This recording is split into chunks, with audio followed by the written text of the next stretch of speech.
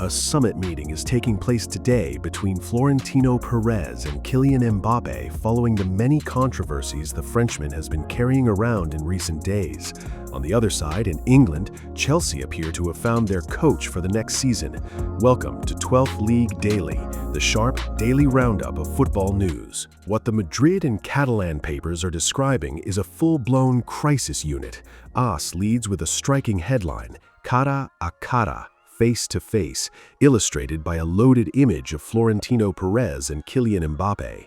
According to the paper, the Madrid president will have to hold an emergency meeting with the French forward to put out the devastating fire smoldering inside the club and assess both his physical and psychological state. The root of this major crisis? The fact that Mbappé learned he would not start the last Clásico as declared physically unfit, as well as the fact that he did not start in the 11 against Real Oviedo. That slight has triggered fury in the player, whose tensions with Álvaro Arbeloa exploded into the very tense situation we mentioned yesterday. This crisis is not just the tantrum of a star player, it is splitting the institution wide open. Mundo Deportivo goes with a cutting headline in capital letters, Dos bandos, two camps. The Catalan paper explains that Real Madrid's two superstars now have irreconcilable differences, which has quite literally blown the dressing room apart. The internal political situation is extremely complex. Kylian Mbappé has the unconditional support of the club's hierarchy, with Florentino Pérez at the head of that line, but he has lost the backing of the coaching staff and of a large section of the fans in the stands. On the other side, Vinicius Jr. still refuses to renew his contract, adding even more uncertainty.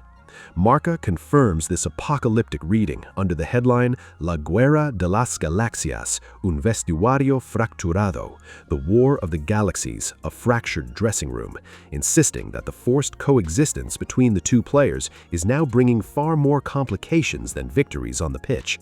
Faced with this internal chaos, Florentino Pérez has decided to bring out the heavy artillery.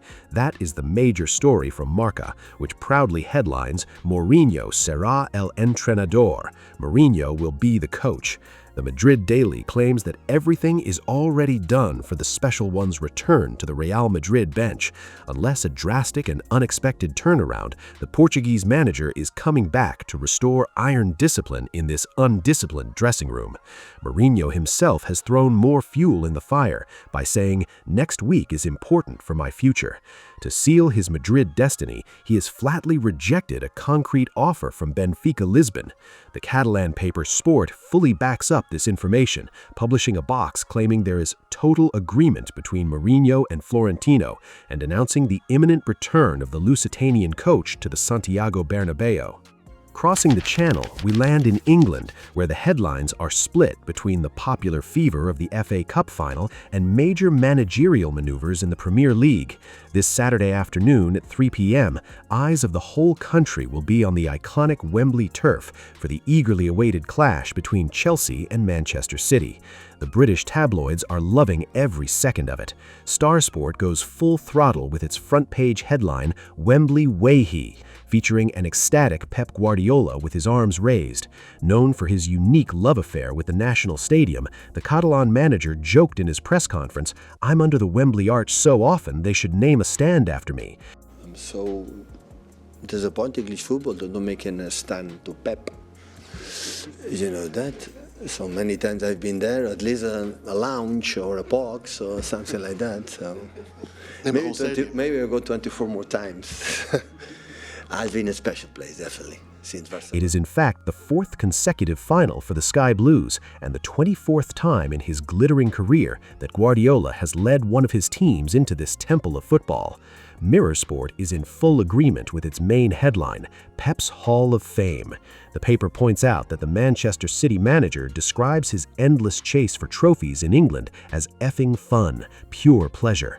Since arriving in 2016, Guardiola has utterly dominated British football, collecting 19 major trophies, including 6 Premier League titles and a historic treble in 2023.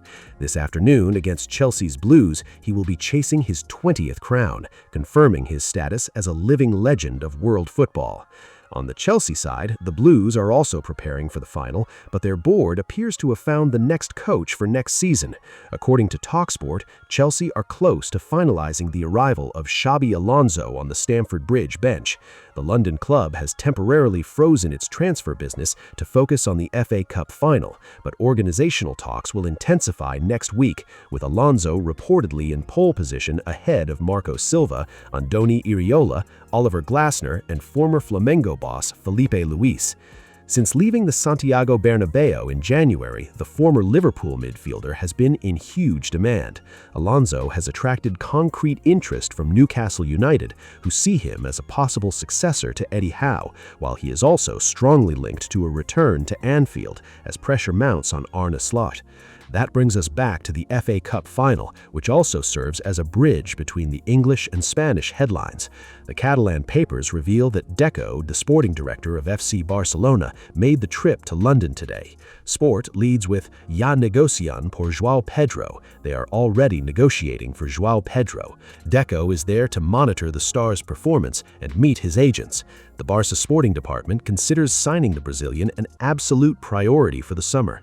However, to complete the deal, the Catalan club will need to make a major sale in order to comply with La Liga's 1-to-1 financial rule.